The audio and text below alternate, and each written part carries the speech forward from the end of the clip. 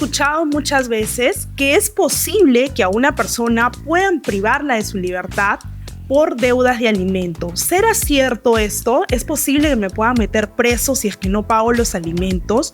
¿Cuánto tiempo puedo estar recluido en el penal? ¿En qué casos sí aplica? ¿En qué casos no? ¿Hay excepciones? Hoy en el consultorio legal de RPP yo se los cuento.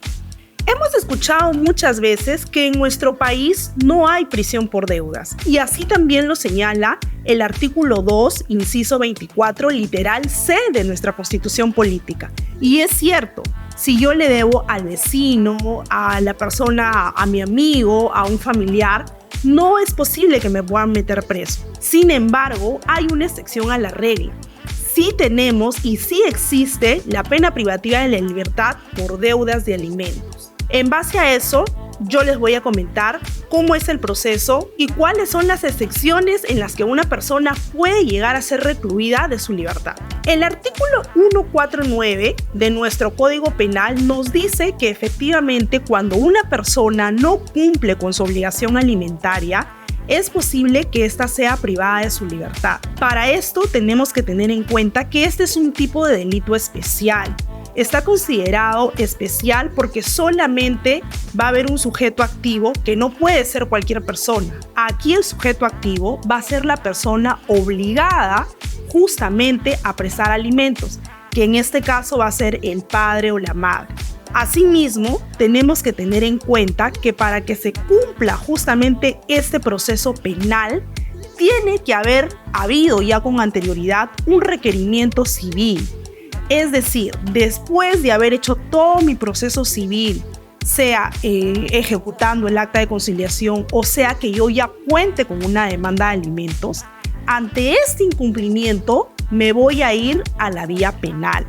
Habiendo explicado ello, entonces no es posible que yo pueda iniciar un proceso penal por omisión a la asistencia familiar si es que con anterioridad yo no he tenido un proceso de ejecución de acta de conciliación o un proceso que ha derivado en sentencia de alimentos.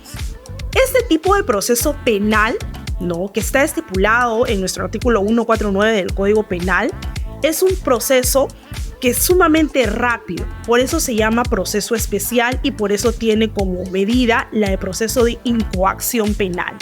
Cuando tenemos este proceso penal que ya ha llegado a la fiscalía, la persona obligada tiene la opción de reconocer el delito mediante una audiencia que se llama principio de oportunidad.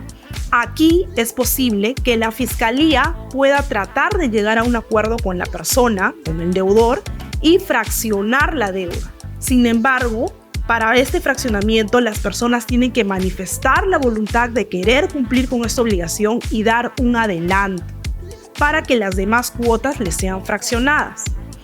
Entonces, finalmente, ¿es posible que me puedan meter preso, como ya habíamos lanzado la pregunta, por un proceso de alimentos? Sí es posible. El tiempo por el que yo podría llegar a estar recluido es con una pena máxima de hasta 3 años. ¿Es posible iniciar un proceso penal de manera directa? No, tiene que haber un antecedente, de un juicio anterior para que recién derive en proceso penal. Esta y otras dudas nos las pueden hacer llegar en los comentarios para que sea motivo de otro video aquí en el consultorio legal de RPP.